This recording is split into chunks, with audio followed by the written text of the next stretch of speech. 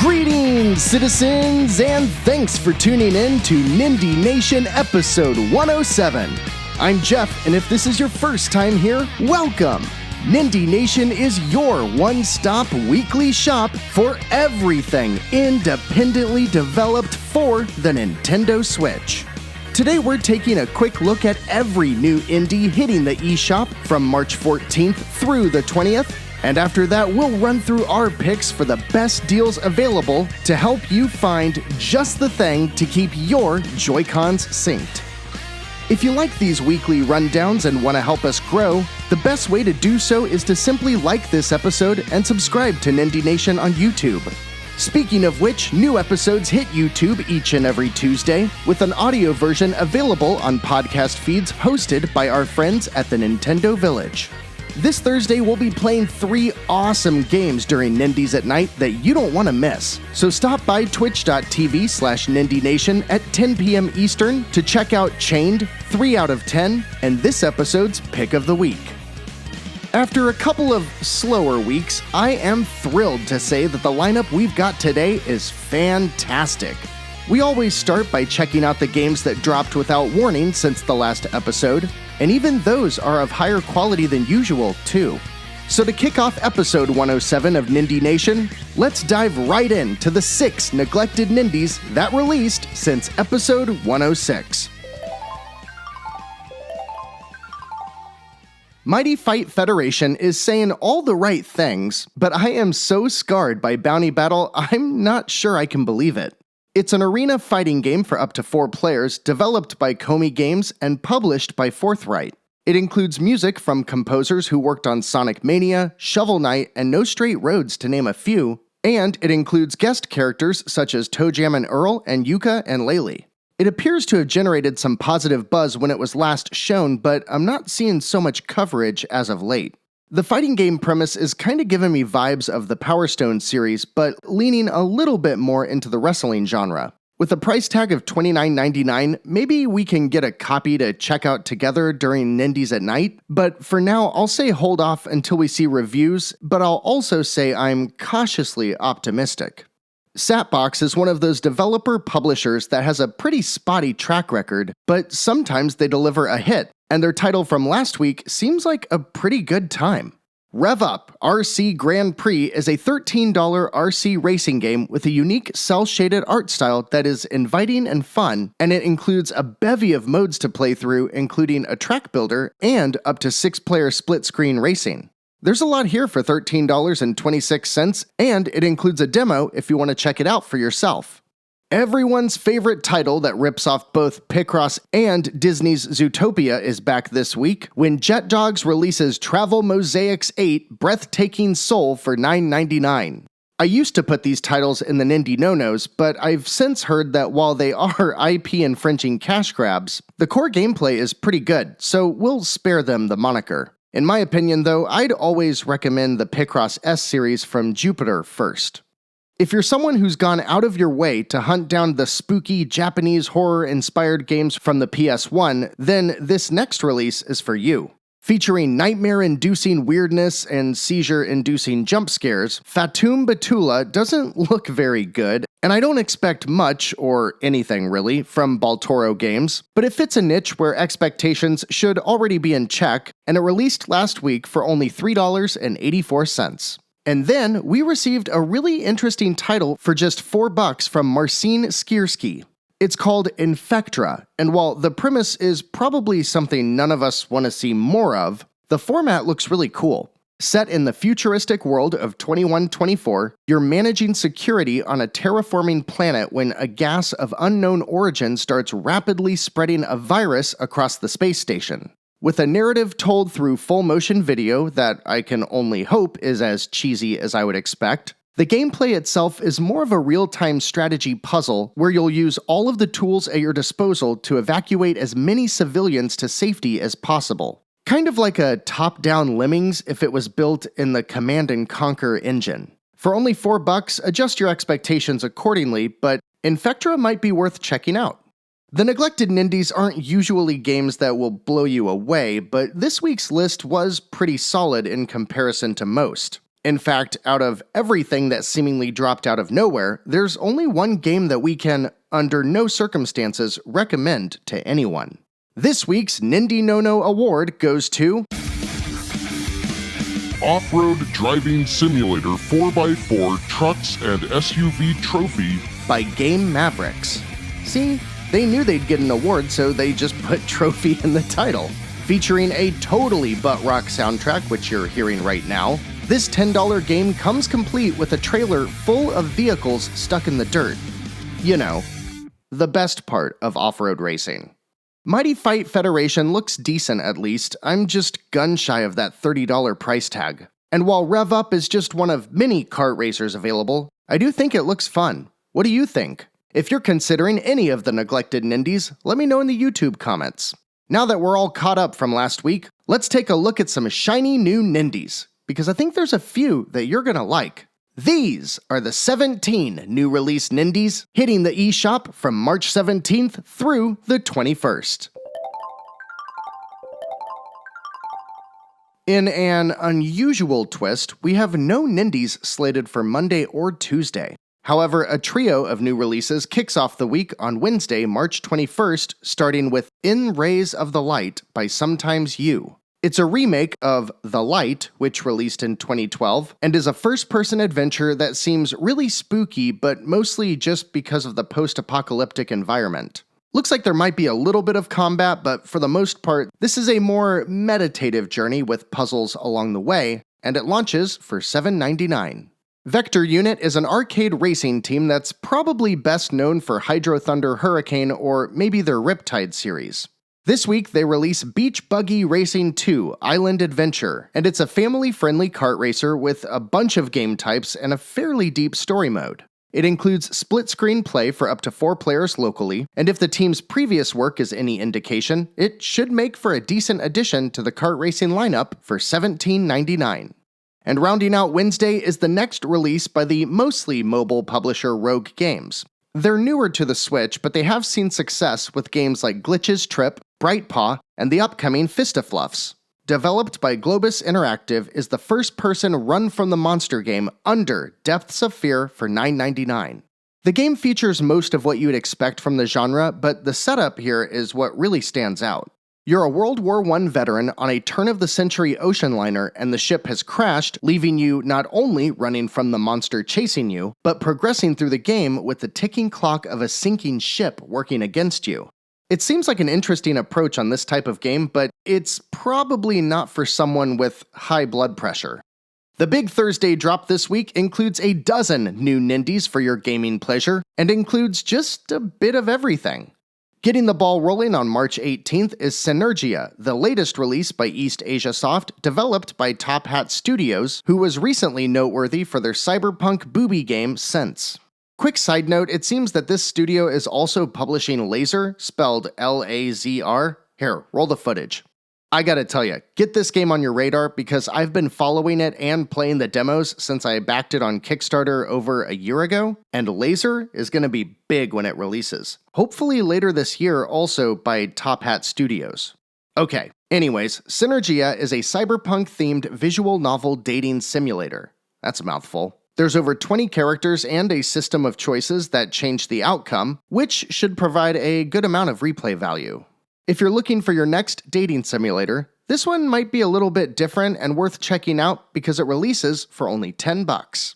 Flying Beast Labs and Badland Publishing release an interesting co-op action puzzler called Magic Twins, and it looks kinda neat. The gameplay seems similar to a Plants vs. Zombies meets Puzzle Quest, but there's no trailer, so it's kinda hard to tell. You clear enemies based on their color, and each player is assigned to a color, so even though it only supports couch co-op, it could make for a really fun time with a friend. Wait for reviews though, because I don't know much about the teams responsible for this one, but if you like what you see, it launches with a discount for $11.69. Giggity giggity. One day, a lone girl storms into the tavern crying, I'm here to inspect hostile activities! The girl in question is Anzu, the top-ranking maid from the Maid Cafe. And yes, this is the third and final chapter in the Fantasy Tavern Sextet Volume 3 Post-Lude Days by Query8. If you've got an anime-made-shaped hole in your heart, you can get your fix for $7.99. Nindie newcomers Funny Syntax Software bring Gun Skaters to the Switch this week for just $3.99. It's a top-down, Western-themed multiplayer game where you skate around on ice and shoot things. You can shoot zombies, you can shoot each other, and you can play soccer. And while I don't usually give these games much consideration, it is only $4, and it includes online multiplayer for the co-op and competitive modes. Alcyone Studio is quickly becoming the worst publisher on the Switch because they keep porting mobile games that can only be played in handheld mode, without controllers, and have to be rotated vertically. Talk about lazy. Unlock Brick is a $10 piece of that launches with a discount for $5, but you'd be better off lighting that money on fire because then at least it gives you something interesting to look at for a few seconds.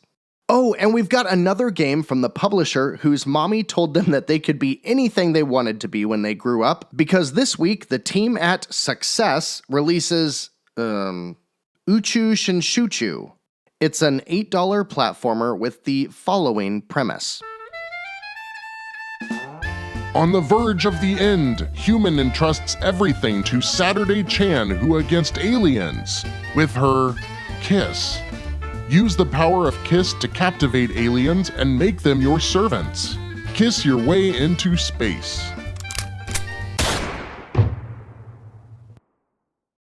Alright, fans of deck building games, listen up, because one of the more anticipated titles in the genre hits the Switch this week, and it's called Signs of the Sojourner for $19.99. It's developed by a new 3-person team called Echo Dog Games based out of Los Angeles, and their game released to universal praise on PC last year. The game is, in general, very relaxed, and instead of beating your opponents, the whole premise is built around establishing relationships and developing a narrative with the characters that you play with. I don't think this is going to be the best fit for those of you who are not into card games, as I'd say turn to something like SteamWorld Quest for an introduction, but if you have some experience here, like card games in general, and would appreciate a slower-paced, optimistic narrative with an overall really pleasant presentation, Signs of the Sojourner should be at the top of your list. Just know that it is published by Digerati, so I wouldn't be surprised to see it get a 30% discount in the next month or two.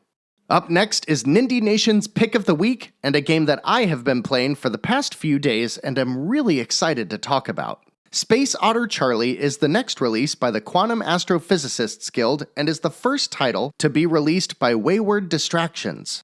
Don't let that fool you though, as the head of Wayward Distractions, Ed Allard, has a storied career including work at PopCap developing games like Plants vs. Zombies, Peggle, and Bejeweled. The guy knows how to make a game chock full of fun. And that's exactly what Space Otter Charlie is all about. Fun. You spend most of your time exploring 2D space stations where you get around by bouncing yourself off of any platform in zero gravity. You get multiple abilities like jetpacks and lasers along the way, and the speed at which you acquire the new abilities is one of my favorite parts of the game. It just really ramps quickly in the first hour, so it's easy to get sucked in right away. I guess you call this a puzzle platformer since it is stage-based and it's all about exploring the area and collecting items while searching for secret passages. But there's also really cool boss fights that never get too hard and give the game a nice angle of action too. Space Otter Charlie is a fantastic title that I think is a great fit for most gamers, and it releases this week for $14.99. At that price, I can understand you might be a bit skeptical to jump in, so we'll be playing it this week on Nindies at Night so that you can see if the full price is worth it to you. If you're growing tired of Overcooked or moving out and looking for your next competitive co-op game to play on the couch with your friends, Raiders of the Lost Island might be worth checking out. You and 3 other players are running around on an isometric island, getting as much loot as you can, but the whole time the island is slowly sinking and you also have to work together to build a boat so you can survive the flood. I like its new approach to the competitive co-op style, and it's from a new developer called Last Tales. If that sounds up your alley, it launches with a 25% discount for $9.94. And holy nightmare fuel, Batman! If you saw the scary game with a person stuck inside a dream or coma titles that we've covered recently and walked away with your pants still dry, you might want to check out Dark Complete Edition. It's a spooky black and white horror puzzle platformer developed and published by the punny duo of Unfold Games and Feardemic. See what they did there? The reviews are showing a good, spooky premise with a few technical hiccups, and it releases with 2 DLC expansions intact for $19.99. The teams at Mommy's Best Games and Super Soul release the title this week that is probably best considered as stupid, janky fun with Explosionade DX for $5.99. It's a side-scrolling run-and-gun platformer where you pilot a mech and either stomp on or shoot everything that moves. It includes 2-player local co-op with options for speed and difficulty tailoring, and might not win any awards, but for $6, I might check it out because it does look like some decent, stupid fun. Picture this. You've got 2 monitors, both of them are running Microsoft Paint and have terrible children's artwork, and your job is to pick out the differences between the 2 pictures. If it sounds like shovelware, if it looks like shovelware, and if it smells like shovelware, well, that's what rounds out this week's Big Thursday drop as Cloud's Play Company releases their $7 something or other called Osea Berry, Puzzle Chigatan, spot the difference with everyone.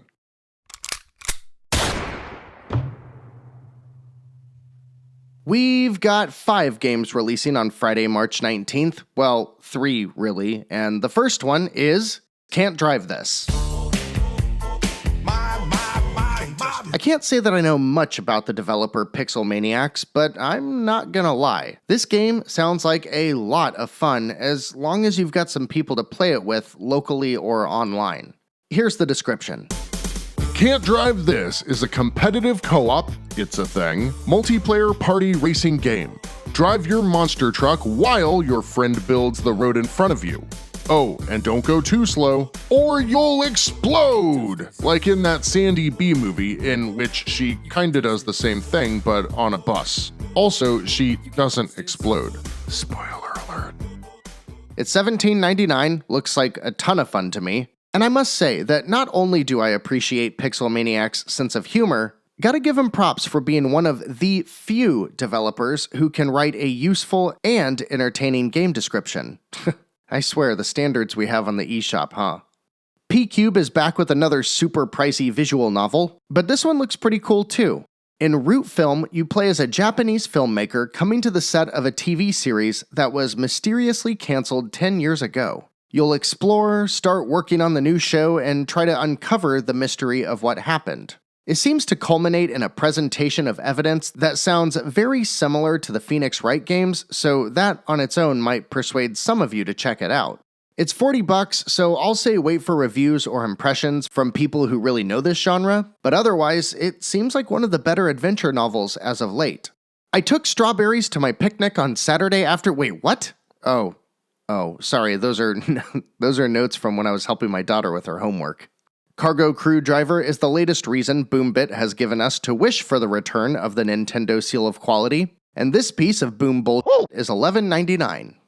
Ratalaika's release this week is the next title by Cloak and Dagger, who released the somewhat interesting football game a couple years back. Sumatra Fate of Yandi is a point-and-click adventure in the style of classic PC games, where you guide a young man through the jungle after he was whisked away by a landslide. It's only $7, so again, temper your expectations, but their last game was worth checking out, so this one might be as well if you're a fan of this type of game. And finally for the week, good old Pigs Farts releases Olympic Boxing for $7.99, and it—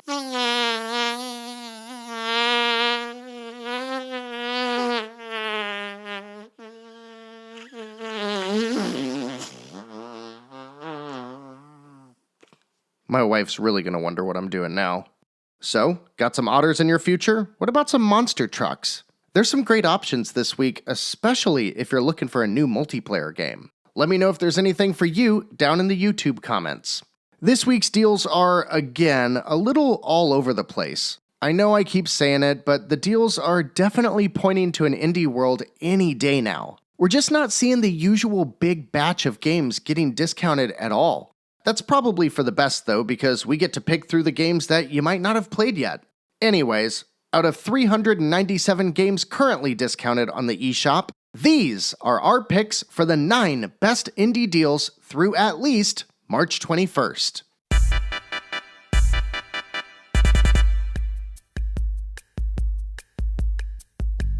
Except, of course, our first game, which is always a title expiring soon that I just want to make sure is on your radar. Chasm is a really cool Metroidvania roguelike with gorgeous pixel art that has randomized levels that usually result in a really fun experience. Some moments are hot and cold, but overall, it's a really fun game if you're into these exploration action platformers. It's currently half off for $9.99, but only until March 17th, so jump on it quick. If you're keeping tabs, yes, Chasm is a Metroidvania with procedurally generated levels, roguelike mechanics, and RPG elements! Unto the End is probably the most exciting game on this week's deals list, as it's a fairly new, stylish, side-scrolling action-adventure with deep reaction-based combat. It's brought to us by the team who made Valfaris and Slain, and while I have yet to play it for myself, I know it's a hit with the other Nindie Nation citizens. It is available on Xbox Game Pass, but if you want to pick it up on the Switch, it's seeing its first discount of 30% off for $17.49. Lost Castle is going to be an easy recommendation for anyone who likes Castle Crashers or any other arcadey brawlers that include light RPG elements. I just picked this one up for myself, and while it is pretty enjoyable as a solo affair, when you play with others on the couch or online, Lost Castle is a great time. It doesn't quite reach the heights of the best games in the genre, but it's easily worth it for $4 while it's 60% off. It does all of the things you'd expect, but it also includes procedurally generated levels, roguelike mechanics, and RPG elements! Death's Hangover takes the Breakout or Arkanoid formula and wraps it around a story of helping, as the title suggests, Death recover from a hangover. The humor is stupid funny, the gameplay is tight, and it even includes a level editor. Currently at 60% off, Death's Hangover is an easy pick for just $1.99. Slayin' 2, on the other hand, is not a great game, so to speak, but it is dumb fun if you like the idea of endless waves of monsters in almost like a Smash Brothers single-screen hack and slash. It's a great idle time waster at the very least, and is currently 71% off for just $3.49. Streets of Rogue is a very interesting title. It looks like a top-down twin-stick shooter, and if that's what you want it to be, that's what it can be. But in that mode, it's just kind of a middle-of-the-road title. See, it's a big procedurally generated world with characters and quests that kind of form around the player as you progress, and you're given the freedom to do everything from the aforementioned twin-stick shooting to playing stealth, playing as a healing support character, or even as a rampaging gorilla. It's really hard to explain, but if I have your attention and you've got $10 to spare, I think you should give it a shot. Right now, Streets of Rogue is half off, and in addition to an incredibly wide-open gameplay style and support for up to 4 players, it includes a procedurally generated world, rogue-like mechanics, and RPG elements! If you want a game that fits more into a specific genre, especially if you like Castlevania Symphony of the Night, you gotta check out 3000th Duel. Made by a team of just 2 people, 3000th Duel is clearly heavily inspired by Symphony of the Night as a big, sprawling world mostly made up of a gothic castle and the areas surrounding it, where you explore, level up, find secrets, and get into a ton of combat. The combat, though, is what's really interesting and much deeper than something like Symphony of the Night. With all of those comparisons, though, I should say that 3000th Duel never reaches the heights of that timeless classic, but it's a great pick if that's the kind of game you're itching for right now. With a 50% discount, $7.49 is a great price for a Metroidvania that can easily last you 15 hours or more. But if you just want something simple, something traditional, something that's just, well, A complete ripoff of The Legend of Zelda: A Link to the Past? Look no further than Blossom Tales: The Sleeping King, because that's exactly what it does, and it does it pretty well. There's a couple of modern touches, like some bosses that lean into bullet hell mechanics, but for the most part, you should expect about 8 hours of that classic Zelda experience. Blossom Tales is currently 55% off, so at $6.74, it's a highly rated title that delivers great bang for your buck. And it's been a while since this bundle has been on sale, but I really like the 1-2 punch of Skelly Celeste and Stramium Immortally, especially when it's 75% off for $5.99. In the package, you get 2 titles that use a crude pixel art style to put you in retro-inspired worlds of action in 2 different flavors. Skelly Celeste is a bit more of a side-scrolling shmup that plays somewhat like a Metroidvania with a big world for you to explore, and Stramium Immortally, well, it's a top-down dungeon crawler with, you guessed it, procedurally generated levels, roguelike mechanics, and RPG elements! Clearly, if you're into the Nindie trifectas, there's a lot of deals this week. And if you haven't played Chasm yet, go check it out. If you're picking any of these deals up, or you notice other great deals, let us know in the YouTube comments. We've got one more quick item before wrapping up for the week, and that is the announcement of the Nindie Backlog Club. We've been taking your feedback on the Nindie Nation Discord, and we'll be kicking off a video game book club of sorts, where most of the group was suggesting games either in their backlogs already, or games that they've really been wanting to get for some time now. I'll post an official poll on the YouTube channel the day this episode posts, so keep your eyes peeled, but for the first round, the shortlist includes Sundered, Owlboy, Guacamelee, Axiom Verge, and Cosmic Star Heroine. Now, depending on which game gets selected, we'll decide how long to let these games go. I don't want to rush anyone, but the idea is that we'll all play it, chat about it on Discord together, and then do some kind of community-focused episode once enough time has passed and everyone's played it. I think it'll be fun, and I intend to reach out to the developer of whichever game is selected to see if we can get a couple extra codes for those who may not be able to afford to jump in with us. So get out there, vote for the game you'd like to play through, and next week, we'll kick things off with all of the details. Speaking of Discord, join us there and on Twitter at Nindie Nation, and don't forget to stop by Nindies at Night this Thursday at 10 p.m. Eastern on twitch.tv/Nindie Nation. We'll be playing Chained, Space Otter Charlie, and 3 out of 10, so come hang out. All of the links you need are in this episode's description. Of course, new episodes post on Tuesday, and the audio podcast feed is hosted by our friends at the Nintendo Village, so please go check them out too. If you have a minute and you want to help us out, please like, subscribe, and share Nindie Nation with your friends. Next week is looking a little sparse so far, but with weird deal timing and vague March release dates for big games like Hazel Sky and Tunche, I'm still feeling an indie world is right around the corner. But we'll see what happens next week, citizens, because for now, we're all done for today. Until next time, citizens, I'm Jeff. This has been Nindie Nation episode 107, and remember, no matter what type of game you're looking for, Nindie Nation will be right here to help you find just the thing to keep your Joy-Cons synced.